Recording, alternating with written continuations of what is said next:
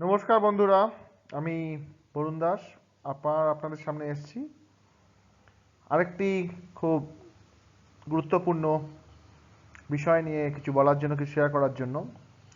এই জিনিসটি এখনকার দিনে আমরা সবাই শুনতে পাই, কাগজে পড়তে পারি, খবরে দেখতে পারি, কিন্তু এ সম্বন্ধে কতটাই বা আইডিয়া বা ধারণা আমাদের আছে আমি জানি না। আমি সে সম্বন্ধে কিছু শেয়ার করতে চাই, কিছু বলতে চাই।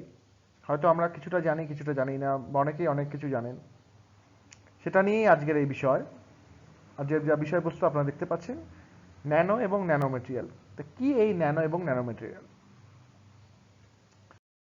প্রথমেই বলে রাখি, আপনারা দেখতে পাচ্ছেন ন্যানো হলো নিছক একটি মাত্রা, এককের মাত্রা, মানে একটি এককের ডাইমেনশন। ঠিক যেমন আমরা বলি kilometre, kilogram, centimetre, millimetre, centigram, milligram, millilitre, সেরকম একটি নিছকই একটি মাত্রা।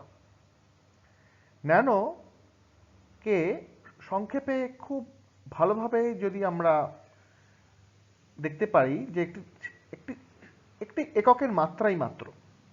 আর বোঝার সুবিধার জন্য যারা এই বিষয়ে অবগত নন তাদের বলা যায়, আমরা যদি পুরো পৃথিবী বা আর্থকে কল্পনা করি, সেটিকে যদি বলা হয় বা সেটি যদি 1 ন্যানো হয় বা 1 ন্যানোমিটার, তার যদি ব্যাস হয় এক ন্যানোমিটার, সরি 1 মিটার, তা তার রেসপেক্টে, তার সাপেক্ষে টেনিস বলকে যদি ধরা হয় সেটি হবে 1 ন্যানোমিটার। মানে কতটাই ক্ষুদ্র এই ন্যানো বা ন্যানোমিটার সেটা আপনারা বুঝতে পারলেন। এটি একটি উপমা মাত্র। মানে একটা পৃথিবীকে কল্পনা করতে হবে, এবং ধরুন এই পৃথিবীটার ব্যাস হলো 1 মিটার। তাহলে এই পৃথিবীটার সাপেক্ষে এই টেনিস বলটি, এই ক্ষুদ্র টেনিস বলটি হবে 1 ন্যানোমিটার। তাহলে বুঝতেই পাচ্ছেন কতটা ক্ষুদ্র। এটি একটু এককের মাত্রা ছাড়া কিছুই নয়। এটি জাস্ট বোঝানোর সুবিধার জন্য, আশা করি সবাই বুঝতে পেরেছেন। এবার দেখব আরেকটি ছবি, যেখানে খুব সুন্দরভাবে বর্ণনা করা আছে কোন কোন বিষয় বা জিনিসগুলো, যেগুলো আমরা জানি বা দেখতে পাই, তার ডাইমেনশন বা মাত্রা কীরকম। যেমন প্রথমেই দেখতে পাচ্ছেন এটি হচ্ছে 1 মিলিমিটার। 1 মিলিমিটার আমরা সবাই জানি, সেন্টিমিটার পরে মিলিমিটার। স্যান্ড মানে বালি, বালির কণাগুলি হলো 1 মিলিমিটার। তার চেয়ে ছোট হলো 100 ভাগের 1 ভাগ, মানে তার 10, সরি, তার 10 ভাগের 1 ভাগ হলো 1 মিলিমিটার, মানে হচ্ছে বেসিক্যালি 1000 বা 1000 মাইক্রোমিটার। 100 মাইক্রোমিটার মানে হচ্ছে 1 মিলিমিটারে 10 ভাগের 1 ভাগ। মানে একটা স্যান্ড বা বালুকণার 1/10 হচ্ছে, বা 1/10 সাইজ বা দৈর্ঘ্য হচ্ছে পোলেন গ্রেনেড, মানে পরাগরেণু যেগুলোকে বলি।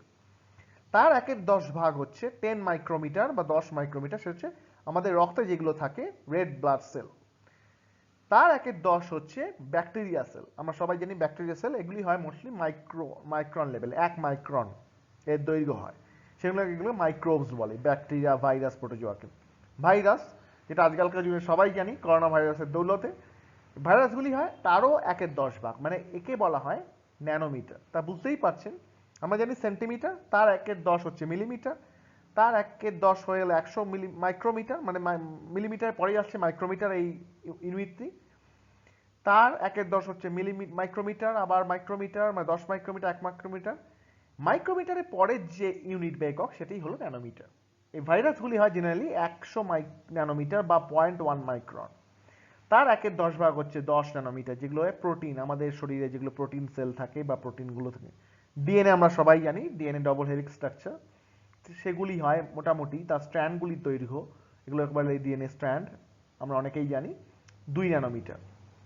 C60 হচ্ছে, অনেকেই জানবেন অনেকেই জানবেন না, কার্বনের একটু বহুরূপতা, ফুলারিন বলা হয় বা বাকমিস্টার ফুলারিন। তার এই ব্যাস হচ্ছে 1 ন্যানোমিটার।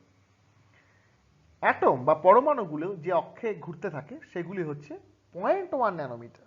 এই 0.1 ন্যানোমিটার হচ্ছে ন্যানোমিটারের চেয়ে ক্ষুদ্র, মানে 1 ন্যানোমিটার 10 ভাগের 1 ভাগ।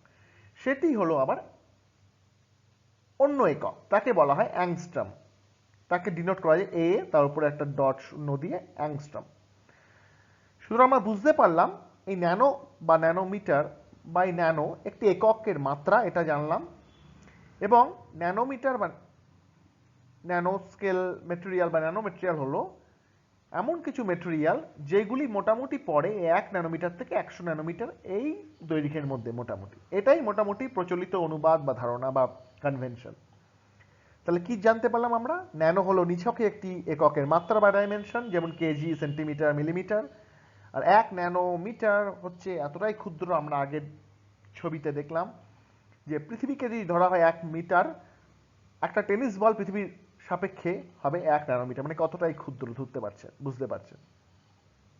আর এই ছবিটি খুবই গুরুত্বপূর্ণ সবার বোঝার জন্য, বোধগম্য হওয়ার জন্য, যে বালুকণা থেকে শুরু করে পরাগরেণু, রেড লোহিত রক্তকণিকা, ব্যাকটেরিয়া বা ভাইরাস সেল, এবং ধীরে ধীরে কতটা ক্ষুদ্র ক্ষুদ্র বা ক্ষুদ্রাতি ক্ষুদ্র হতে হতে এই ন্যানোমিটার আসে। প্রথমে আসে সেন্টিমিটার, তারপর মিলিমিটার, তারপর আসে মাইক্রন বা মাইক্রোমিটার, তারপর আসে ন্যানোমিটার, তারপর আসে অ্যাংস্ট্রম। তা ন্যানো মেটেরিয়াল সেগুলোকেই বলা হয় যেগুলো মোটামুটি দৈর্ঘ্য বা ডাইমেনশন 1 থেকে 100 ন্যানোমিটার মধ্যে হয়। মোটামুটি এটাই প্রচলিত ধারণা, যেটা আমি আগেও আরেকবার বললাম। তো সুতরাং C60 এই বাকমিস্টার ফ্লোরিন, এটি কার্বন একটি ন্যানোমেটেরিয়াল বলা হয় এই জন্য। ডিএনএ, প্রোটিন এগুলিকে বলা হয় বায়ো ন্যানোমেটেরিয়াল। ভাইরাস ডেফিনেটলি একটা ন্যানোমেটেরিয়ালের মধ্যেই পড়বে, এটি মাইক্রোবস। আশা করি সবাই অনেকটাই বুঝতে পেরেছেন কি এই ন্যানো এবং ন্যানোমেটেরিয়াল। এবার দেখা যায় কি কি ধরনের ন্যানোমেটেরিয়াল হতে পারে। ন্যাচারালি অকারিং হতে পারে, যেগুলো প্রকৃতিতে আছে অলরেডি, যেগুলোকে সৃষ্টি করতে হয় না। যেমন ফরেস্ট ফায়ার, দাবানলের সময় যে কার্বনের স্যুট বা ভূষাকালি বেরোয় সেগুলো হচ্ছে, বা যেগুলো অ্যাশ বেরোয় সেগুলো হচ্ছে ন্যানোমিটার রেঞ্জের, মানে ন্যানো স্কেল রেঞ্জের, মানে এগুলো হচ্ছে ন্যাচারালি অকারিং বা প্রাকৃতিকভাবে প্রাপ্ত ন্যানোমেটেরিয়ালের মধ্যে পড়ে। সি স্প্রে, সমুদ্র ক্ষেত্রে যেগুলো পাওয়া যায়, মিনারেলের বিভিন্ন কম্পোজিট, ভলকানিক মানে আগ্নেয়গিরি অগ্নুৎপাতের ফলে সৃষ্ট অ্যাশ, এবং virus, bacteria. Mostly virus, not bacteria. Bacteria একটু বড় সাইজের হয় আমরা দেখলাম। সুতরাং আমরা দেখছি যে কোনো ভাইরাসকেও বলা যেতে পারে ন্যানোমেটেরিয়াল। এগুলোর সাইজ মোটামুটি হয় খুবই ক্ষুদ্র, 100 ন্যানোমিটারের আশপাশ। সুতরাং এগুলোকেও বলা যেতে পারে ন্যানোমেটেরিয়াল বা বায়ো ন্যানোমেটেরিয়াল, এবং এগুলো ন্যাচারালি অকারিং, এগুলো কিছুভাবে সৃষ্ট করা হয় না। কিছু ন্যানোমেটেরিয়াল হয় যেগুলোকে সৃষ্ট করা হয়, বিভিন্ন ইনসিডেন্ট বা ঘটনাক্রমে সৃষ্টি হয়। যেমন কুকিং স্মোক, রান্না যখন করা হয় কাঠকয়লাতে, তার ফলে যে স্মোক হয় বা ধোঁয়া, তাতে যে সুট বা ভূষাকালি থাকে, সেগুলির দৈর্ঘ্য হচ্ছে এই ন্যানোমিটার রেঞ্জের। সুতরাং সেগুলো হচ্ছে হিউম্যান অরিজিনেটেড, মানে মানুষের দ্বারা সৃষ্ট কিছু ন্যানোমেটেরিয়াল বলা যেতে পারে। ডিজেল, পেট্রোল এক্সস্ট, সেগুলোতে থাকে ন্যানোমেটেরিয়াল, ন্যানোমিটার রেঞ্জের পার্টিকেল বা কণা। ওয়েল্ডিং ফিউমস, যখন মেটাল বা ধাতব পাত্রকে ওয়েল্ড করা হয় সে সময় তার ফিউমসের মধ্যেও, তার ধোঁয়ার মধ্যেও থাকে ন্যানোমেটেরিয়াল। মানে ন্যানোমেটেরিয়াল মানে হচ্ছে ন্যানো স্কেল, মানে 1 থেকে 100 ন্যানোমিটার দৈর্ঘ্যের বা সাইজের কণা। ইন্ডাস্ট্রিয়াল এফ্লুয়েন্স, স্যান্ডব্লাস্টিং, মানে ন্যানোমেটেরিয়াল সেগুলোকেই বলবো। এগুলি স্বাভাবিকভাবে প্রকৃতিতে থাকতে পারে, নেচারে থাকতে পারে, অথবা মানুষের বিভিন্ন কাজকর্মে তা সৃষ্টি হতে পারে। যেভাবেই হোক সেগুলো জীবিত বা মৃত, বায়োটিক বা অ্যাবায়োটিক যাই হোক, যেমন ভাইরাস হচ্ছে জীবিত বা মৃত বলতে পারেন, নাও বলতে পারেন। বায়োটিক অ্যাবায়োটিক যাই হোক, সেগুলো দৈর্ঘ্য বা ডাইমেনশন যদি 1 থেকে 100 ন্যানোমিটার এর মধ্যে হয়, তাকেই বলবো আমরা ন্যানোমেটেরিয়াল। আর কিছু কিছু ন্যানোমেটেরিয়াল মানুষ তৈরি করে থাকে তার বিভিন্ন কাজ বা প্রয়োগ বা অ্যাপ্লিকেশনের জন্য, যেগুলো বলে ইঞ্জিনিয়ার্ড বা হিউম্যান অরিজিন ন্যানোমেটাল। যেমন মেটাল ন্যানোপার্টিকেল তৈরি করা হয়, সংশ্লেষ করা হয় ল্যাবরেটরিতে, গবেষণাগারে। কোয়ান্টাম ডটস, এটা একটা স্পেশাল কাইন্ড অফ ন্যানোমেটেরিয়াল, সেগুলোকে তৈরি করা হয়ে থাকে সংশ্লেষের জন্য, বিভিন্ন অ্যাপ্লিকেশন বা প্রয়োগের জন্য। বাকি বস দেখলাম, বাকি বস কিছুই না, আমরা বাকমিস্টার ফ্লোরিন পড়লাম, ওটি হচ্ছে বাকি বস। শুধু এগুলো হচ্ছে সংশ্লেষিত, আর্টিফিশিয়াল, কৃত্রিমভাবে সংশ্লেষিত বিভিন্ন প্রয়োগের জন্য মানুষের সৃষ্টি করা, গবেষণা করে সৃষ্টি করা ন্যানোমেটেরিয়াল বলা যেতে পারে। সানস্ক্রিন পিগমেন্টেও ন্যানোমেটেরিয়াল থাকতে পারে, সেগুলো হচ্ছে মানুষের দ্বারা সৃষ্ট সানস্ক্রিন, এবং ন্যানো ক্যাপসুল। তা মানুষের দ্বারা সৃষ্ট বিভিন্ন প্রয়োগের জন্য সৃষ্ট এই ন্যানোমেটেরিয়াল বা এই সব বস্তু যেগুলো দৈর্ঘ্য ন্যানোমিটার রেঞ্জের হয়, সেগুলো নিয়ে যে প্রযুক্তিবিদ্যা বা যে পড়াশোনা, তাকেই বলে আর এখনকার যুগে ন্যানো টেকনোলজি বা ন্যানো প্রযুক্তি, যেগুলো আমরা অনেকেই শুনে থেকেছি। তো ন্যানো প্রযুক্তি বা ন্যানো টেকনোলজি কিছুই না, মানুষ তার বিভিন্ন প্রয়োজনের জন্য, প্রয়োগের জন্য কিছু কিছু জিনিস সৃষ্টি করে থাকে ল্যাবরেটরি বা গবেষণাগারে বিভিন্ন রিসার্চ অ্যান্ড ডেভেলপমেন্ট R&Dর দ্বারা। সেটা হতে পারে মেটাল, কোয়ান্টাম ডটস, যেটা হতে পারে বাকিবস, বাকমিস্টার ফ্লোরিন, বা সানস্ক্রিন পিগমেন্ট যেসব কসমেটিক্স প্রোডাক্টে ইউজ হয়, বা ন্যানো ক্যাপসুল মেডিসিনের ক্ষেত্রে ইউজ হতে পারে। এগুলো যখনই এই ধরনের জিনিস সৃষ্টি করা হবে মানুষের দ্বারা বিভিন্ন প্রয়োগের জন্য বা অ্যাপ্লিকেশনের জন্য, এবং এগুলো গবেষণা করে সৃষ্টি করা হবে, সেই সম্বন্ধে যে বিদ্যা বা প্রযুক্তি, এটাকেই বলা হয় ন্যানো প্রযুক্তি বা ন্যানো টেকনোলজি, যেগুলো আমরা অনেকে শুনে থাকি। তো এখন আশা করি অনেকের কাছে পরিষ্কার হলো কি এই ন্যানো, কি এই ন্যানো মেটেরিয়াল, আর কি কি ন্যানো মেটেরিয়াল বলা যেতে পারে, ন্যানো টেকনোলজি বা কি। এবার আমরা দেখে নেব এই ন্যানো মেটেরিয়াল, যেটা জানলাম যার দৈর্ঘ্য বা সাইজ হতে পারে 1 থেকে 100 ন্যানোমিটারের মধ্যে, সেগুলো কৃত্রিমভাবে ল্যাবরেটরি বা গবেষণাগারে কিভাবে সংশ্লেষ বা সিনথেসিস করা হয়ে যেতে পারে বা করা যেতে পারে। মূলত দুটি ভাবে এগুলো করা যেতে পারে, একটিকে বলে টপ ডাউন মেথড আর একটিকে বলে বটম আপ মেথড। তো কি এই top down method? Top down method মানে, মনে করুন আপনার কাছে একটি বাল্ক মেটেরিয়াল আছে, মানে মেন মেটেরিয়াল, ধরুন একটি ধাতব চাকতি আছে, সেটিকে আয়তনে, সেটির আয়তনকে একই রেখে ক্রমাগত মেরে মেরে, মানে ভেঙে গুঁড়িয়ে, এটিকে প্রথমে পাউডার এবং আরো ছোট করতে থাকলে আপনি পেয়ে যেতে পারেন ন্যানো পার্টিকেল। সুতরাং বড় বা মেন মেটেরিয়াল থেকে ছোট করা বা ডাইমেনশন কমানো, মানে ডাইমেনশন বা মাত্রাটাকে আপনি কমাচ্ছেন, সাইজ ছোট করছেন, বড় মেটেরিয়াল থেকে ক্ষুদ্র তৈরি করছেন। এই পন্থাটিকে বলে টপ ডাউন অ্যাপ্রোচ, মানে টপ মানে বড় থেকে আপনি ছোট করতে পারছেন বা করছেন, সেজন্য এটিকে বলা হয় টপ ডাউন অ্যাপ্রোচ বা মেথড। এর মধ্যে পড়তে পারে মেকানিক্যাল গ্রাইন্ডিং, মানে ভেঙে ভেঙে গুঁড়ি ফেলার মেথড, অথবা ইরেশন, ক্ষয় মেথড। ঠিক বিপরীত প্রক্রিয়াটি ঘটে বটম আপ মেথডে। নাম দেখেই বুঝতে পারছেন, বটম অর্থাৎ ছোট থেকে বড় করা হয়, ঠিক বিপরীত। মনে করুন যে ন্যানো মেটেরিয়ালটি আপনি বানাতে চাইছেন, ধরুন তামা বা কপারে ন্যানো মেটেরিয়াল বা ন্যানো পার্টিকেল বানাতে চাইছেন, তা আপনাকে দিতে হবে কপার বা তামার অ্যাটম, সেটিগুলো যুক্ত করতে হবে একসাথে, যোগ করে তৈরি হবে তামা বা কপারের ক্লাস্টার। এই তামা বা কপারের ক্লাস্টার আরো যোগ করে বড় হতে হতে হতে থাকবে, পেয়ে যেতে পারেন আপনি কপার ন্যানো পার্টিকেল। বা আপনি ছোট সাইজ থেকে বড়তে যাচ্ছেন, ক্ষুদ্র থেকে বড়তে যাচ্ছেন। আমরা আগেই দেখেছি অ্যাটমগুলি হয় অ্যাংস্ট্রম লেভেলের, যেটি ন্যানো মেটেরিয়ালের বা ন্যানো মিটারের থেকে ছোট একটি একক বা ইউনিট। মানে 1 ন্যানোমিটারে 10 ভাগের 1 ভাগ হলো 1 অ্যাংস্ট্রম, এবং অ্যাটম বা পরমাণুগুলির মাত্রা হয় 1 অ্যাংস্ট্রম, সেটা আমরা দেখলাম। মানে এগুলো ন্যানোমিটার থেকেও ক্ষুদ্রতম বা ছোট ইউনিট বা একক। সুতরাং এই ছোট অ্যাংস্ট্রম লেভেলের অ্যাটম বা পরমাণু থেকে বড় করতে করতে আমি ন্যানো পার্টিকেল পেতে পারি। সুতরাং ছোট থেকে বড়, সেজন্য এটাকে বলা হয় বটম আপ মেথড। এর মধ্যে পড়তে পারে aerosol technique, chemical precipitation, self assembly. মূলত এই দুটি ভাবেই কৃত্রিমভাবে গবেষণা করে সংশ্লেষ করা হয় ন্যানো মেটেরিয়ালগুলি। এবার একটি খুব গুরুত্বপূর্ণ বিষয় দেখে নেব, যেটি পরবর্তী স্লাইডের জন্য আমাদের উপকারে লাগবে।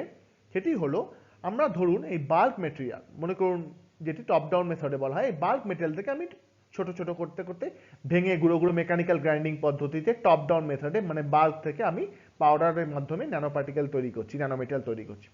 তাহলে কি হবে? ধরুন বাল্কটি হলো একটি ধাতব চাকতি বা ঘনক। এটি একটি ঘনক বা কিউব, যার প্রতিটা বাহুর দৈর্ঘ্য হচ্ছে 2 সেন্টিমিটার করে, এবং সেটিকে ছোট করতে করতে ভেঙে গুঁড়িয়ে মেকানিক্যাল গ্রাইন্ডিং পদ্ধতিতে আমি আরো ছোট করেছি, পাউডার পরিণত করেছি। এবং ধরি পাউডারটি তৈরি করতে আমার এই বড় একটি ঘনক ভেঙে আমি 8টি ঘনক তৈরি করেছি। ওপরে 4টি দেখতে পাচ্ছেন, নিচে 4টি, টোটাল 8টি ঘনক। প্রতিটি ঘনকের দৈর্ঘ্য বা বাহু হচ্ছে 1 সেন্টিমিটার করে। তাহলে নিচের এই অঙ্কটি কষে নেওয়া যায়।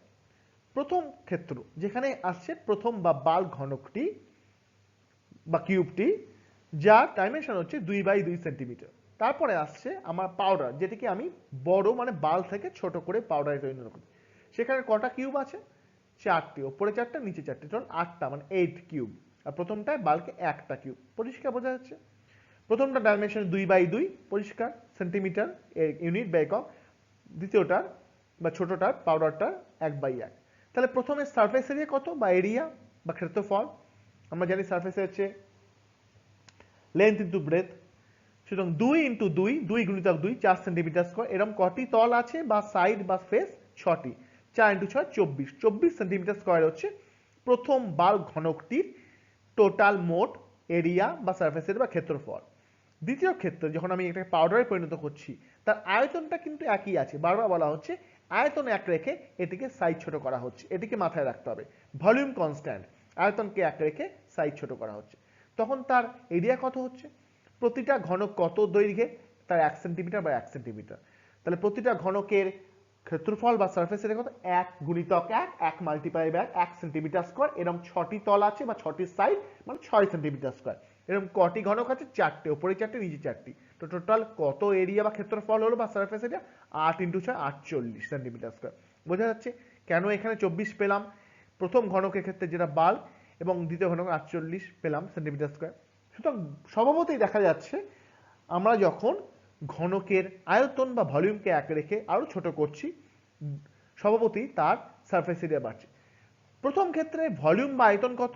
সবাই জানে দৈর্ঘ্য ইন্টু প্রস্থ ইন্টু উচ্চতা, 8 centimetre cube. 2 into 2 into 2, 2 into 8 centimetre cube. দ্বিতীয় ক্ষেত্রে হচ্ছে একই আয়তন, কারণ আয়তন এক থাকছে।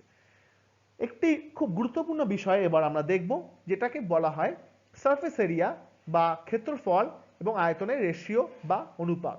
প্রথম ক্ষেত্রে যখন এটি বাল্ক ম্যাটেরিয়াল, তার অনুপাত হচ্ছে কত? সারফেস এরিয়া আমরা পেয়েছি 24 সেন্টিমিটার স্কোয়ার ডিভাইডেড বাই ভাগ 24 সেন্টিমিটার স্কোয়ার ডিভাইডেড বাই এর ভলিউম। কত ভলিউম? আয়তন 8। 24/8 কত হয়? 3। সুতরাং সারফেস এরিয়া বা ভলিউম রেশিও কত হলো, বা ক্ষেত্রফল বাই আয়তনের রেশিও বা অনুপাত কত? 3। 24 ভাগ 8, 3। দ্বিতীয় ক্ষেত্রে এটি কত হলো এর মানটি? দ্বিতীয় ক্ষেত্রের মানটি হলো 48, যেটা দ্বিগুণ হয়ে গেছে, কারণ এর সারফেস এরিয়া বেড়ে গেছে আর ভলিউম একই রয়েছে। সুতরাং 48 ভাগ 8, 6, 6 48। সুতরাং স্বভাবতই দেখা যাচ্ছে সারফেস এরিয়া বা ভলিউমের রেশিও দ্বিতীয় ক্ষেত্রে আমরা এখন বাল্কটিকে ভেঙে ভেঙে পাউডার করছি, সেখানে বেড়ে গেছে, মানে সারফেস এরিয়া বা ক্ষেত্রফল বেড়ে গেছে ভলিউমের তুলনায়। এটি একটি অনন্য চারিত্রিক বৈশিষ্ট্য হচ্ছে ন্যানোমেটেরিয়াল। এটিকে যখন আরো ছোট করা হবে, পাউডার থেকে ন্যানো পার্টিকেল করা হবে, এটি সারফেসের ক্ষেত্রফল একই ভাবে বেড়ে যেতে থাকবে, একই অনুপাতে বেড়ে যেতে থাকবে, বাট ভলিউম বা আয়তন একই থাকবে। সুতরাং সারফেস বাই ভলিউমের রেশিও অনুপাতটি বেড়ে যেতে থাকবে। এই অনন্য চারিত্রিক বৈশিষ্ট্যটি ন্যানো পার্টিকেল বা ন্যানোমেটেরিয়ালে হয়ে থাকে, এবং এগুলোকে নানাভাবে নানা ক্ষেত্রে উপযোগ্য করা হয়ে থাকে প্রয়োগের জন্য। সেটাই আমরা নেক্সট বা পরবর্তী স্লাইডে দেখে নেব।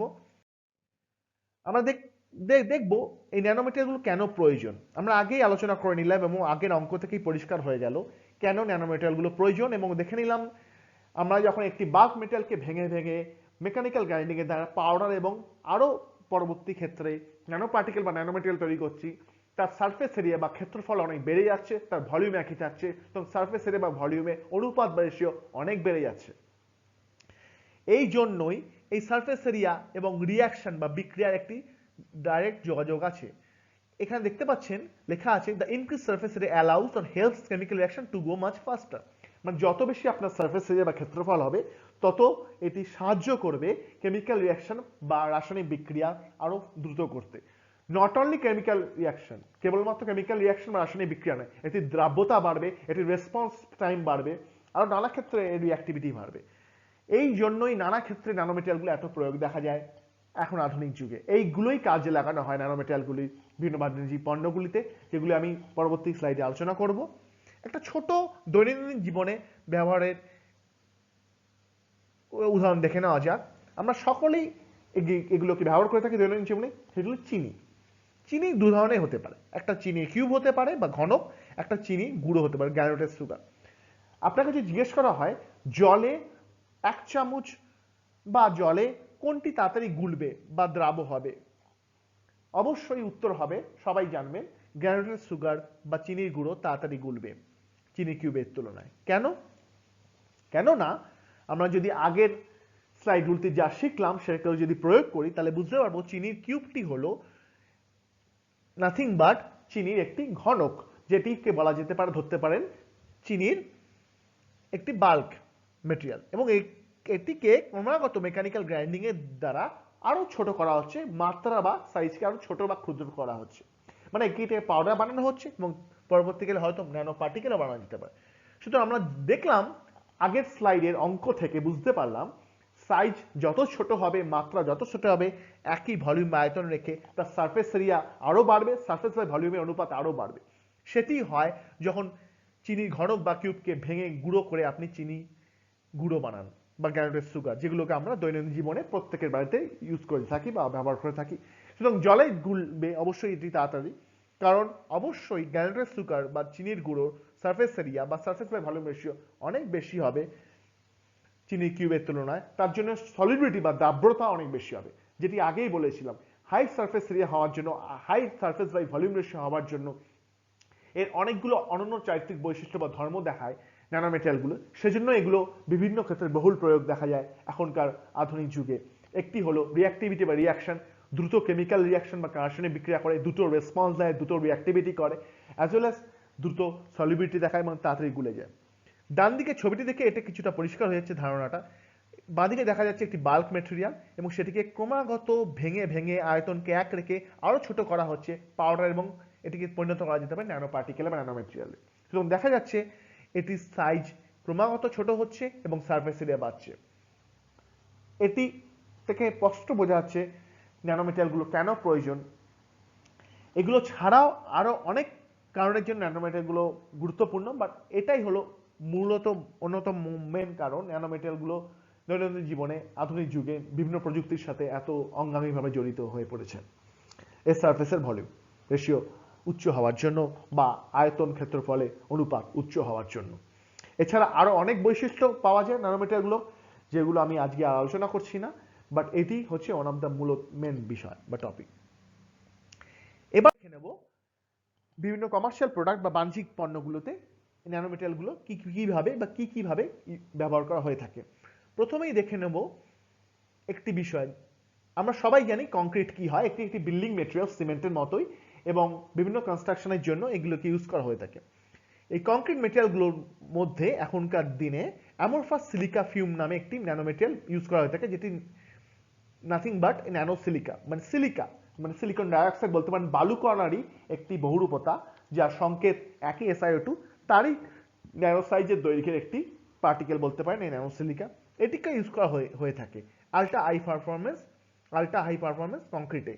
এটির কাজ হলো এই আল্ট্রা হাই পারফরমেন্স কংক্রিটে এটি মেকানিক্যাল স্ট্রেন্থ বাড়ায়, মানে শক্তি বৃদ্ধি করে, সেজন্য কংক্রিটের মেটেরিয়ালের লাইফ বা লংজিভিটিও বাড়ে, একটি দীর্ঘায়ু হয় এবং এটা শক্তি বৃদ্ধি হয়।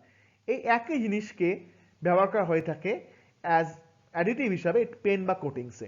এই একই সিলিকা ফিউম ন্যানো সিলিকাকে আমরা বিভিন্ন পেন্ট বা কোটিংস দেখতে পারি, বা তার মধ্যে কিছু বিশেষ পেন্ট বা কোটিংস হয় যেখানে ইউজ করা হয়ে থাকে এই সিলিকা ফিউম বা ন্যানো সিলিকাকে অন্যভাবে, এর অন্য একটি চারিত্রিক বৈশিষ্ট্যকে কাজে লাগানো হয়, যেটাকে বলে সেলফ ক্লিনিং ক্যারেক্টারিস্টিক, মানে নিজে থেকেই ধুয়ে যায়। এই সেলফ ক্লিনিং ক্যারেক্টারিস্টিক জন্য এটিকে এখনকার যুগে বিভিন্ন অ্যাডভান্স লেভেলের পেন কোটিংস ইউজ করা হয়ে থাকে, যাতে একটু ময়লাগুলি অটোমেটিক্যালি নিজে থেকে ধুয়ে যাবে। এটি হলো খুব ভালো দুটি উদাহরণ ন্যানোমেটেরিয়ালগুলোর আজকের জীবনের আধুনিক যুগের বিভিন্ন বাণিজ্যিক পণ্যগুলোতে উদাহরণের